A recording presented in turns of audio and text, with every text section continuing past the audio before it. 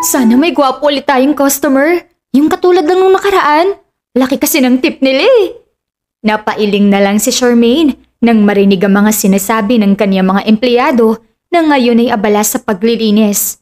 Napabuntong hininga siya at napatingin sa mga customer nila na masayang kumakain. Puro na naman kayo gwapo ha. Tapos na ba mga trabaho nyo?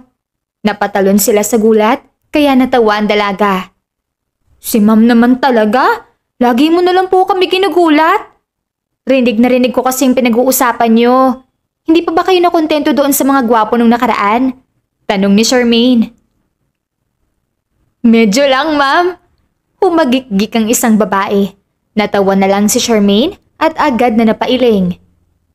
Ito na ang kaniyang buhay at trabaho nang mawala ang kaniyang ina, habang ang kaniyang ama naman ay sumama sa ibang babae na mas mayaman pa kaysa sa kaniyang ina.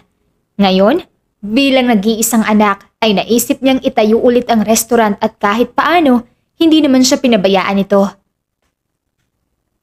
Asikasuhin niyo ng ibang customer. Mag-iikot ako para tignan ang ginagawa niyo. Saad ni Charmaine. Yes, ma'am! Ngumiti ang mga babae. Ngumiti ang dalaga. Good luck. Pinagmasdan niya ang mga tao at napangiti siya dahil maging sa second floor ay puno rin ng mga tao. Huminga siya ng malalim at naisip kung gaano naging matagumpay ang kanyang mga plano.